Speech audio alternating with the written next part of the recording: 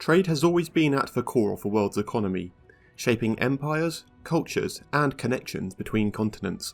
From the overland Silk Road that linked east and west, the trans-Saharan trade route, and even the lesser-known Amber Road. These ancient networks carried more than goods. They were crucial in the spread of ideas, technologies, and beliefs that transformed entire civilizations. But among them, there is one route that stands out for its vast reach across the seas.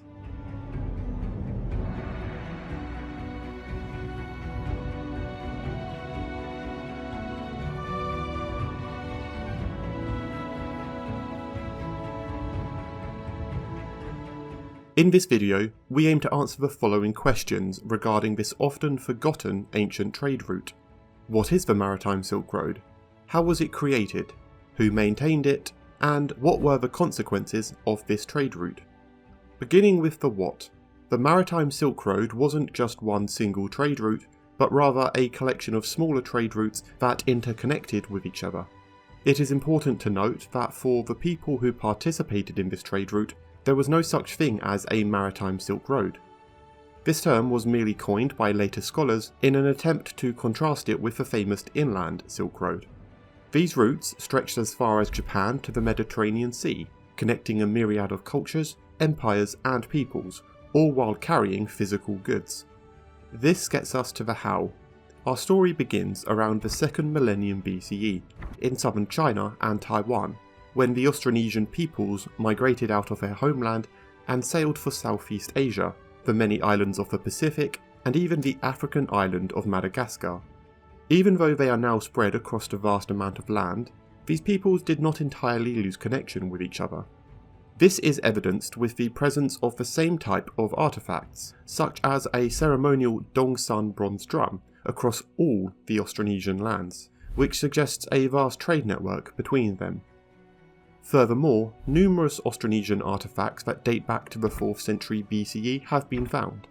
These either have North Indian influence or manufacture, which tells us that, by then, there were already links between these two peoples.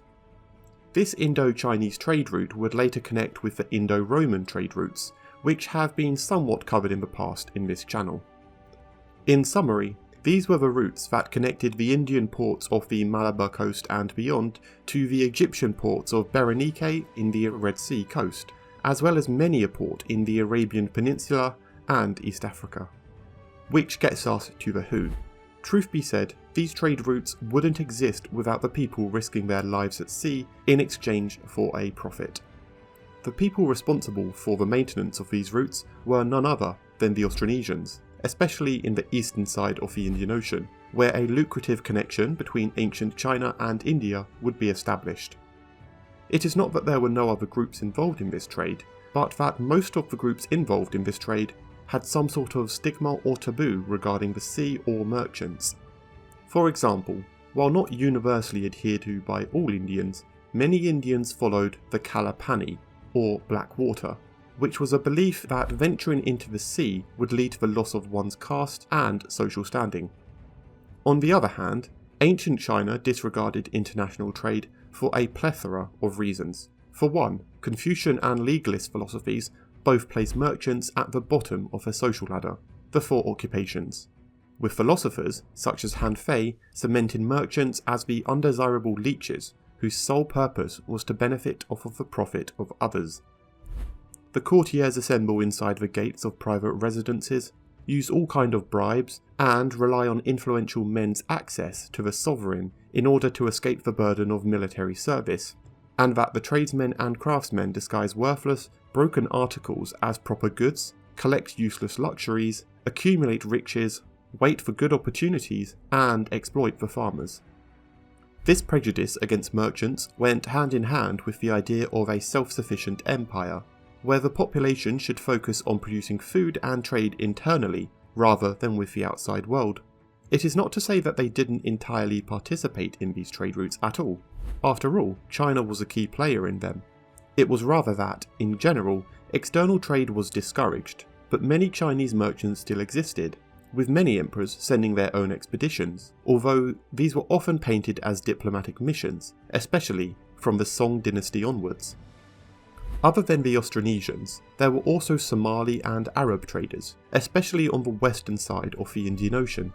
It is believed that some sort of trade existed between India and the ancient Middle East as far back as the 4th millennium BCE, since there were many Indian-style artifacts scattered across Mesopotamia, specifically in the city of We have another mention of this trade again in the 2nd century BCE, when the Greek historian and geographer Agatharchides describes the riches that the Arabian kingdoms bring to Europe and the Levant.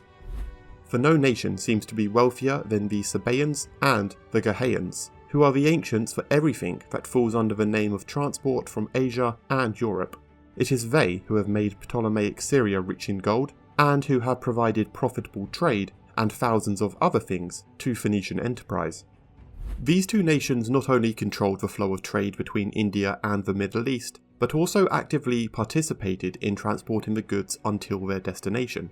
It is also worth noting that the island of Socotra was, around the same time, a truly cosmopolitan entrepot, where cultures from all over the world would meet for the sake of commerce.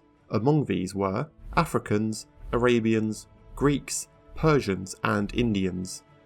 And finally at last, this leaves us with the consequences. For one, trade flourished in the Indian Ocean, and contrary to what the name might suggest, it was not just silk that was traded along these routes. Just to name a few, starting from west to east, from Eastern Africa in ports like Rapta, large quantities of ivory and gold would be exported to the world. From Somalia and Arabia, merchants would get spices and aromatic flowers like frankincense. From India, a copious amounts of spices, but also metals, precious stones and cloths would be traded for gold and resold all across the route. From Southeast Asia, like India, spices and precious stones would also be traded, especially jade, which was so abundant that its trade route became known as the Jade Road in China. And finally from China, silks and ceramics, like porcelain, would be exported and highly desired by merchants from every corner of the known world. Furthermore, and as previously mentioned, trade routes don't just carry goods, they also carry people and ideas. These take many forms, such as religion. Similar to how Buddhism and Christianity spread through the inland Silk Road, it was through these maritime routes that Hinduism spread to Southeast Asia. This would later be followed by Islam, particularly in the Malay archipelago. Besides religion, these routes were also responsible for the rise and fall of many trade kingdoms, like Funan in modern-day southern Vietnam and Cambodia, Srivijaya in modern-day Indonesia, the Chola Empire that spanned from southern India to the Philippines and whose rise and legacy deserves a video of its own, many Arabic trading kingdoms, with the Kingdom of Hormuz being one of them, and the Kilwa Sultanate in East Africa, just to name a few. This trade network spanned millennia, becoming a vital artery between East Asia and the world. It inspired voyages such as that of the explorer Zheng He, which, like the Cholas, also deserve a video of its own, and it deeply shaped the societies that it came into contact with. It seemed like this constant flow of peoples, goods and ideas would never end. But nonetheless, this success eventually made it to the ears of a certain European kingdom, which rapidly grew interest in its profitability, ultimately leading to its rerouting towards European Atlantic ports by the 16th and 17th century. But that's a topic better left for a video of its own. Thanks for watching. Be sure to like and subscribe for more great historical content, and if you're feeling extra generous and want to support the channel directly, please check out our Patreon in the description below.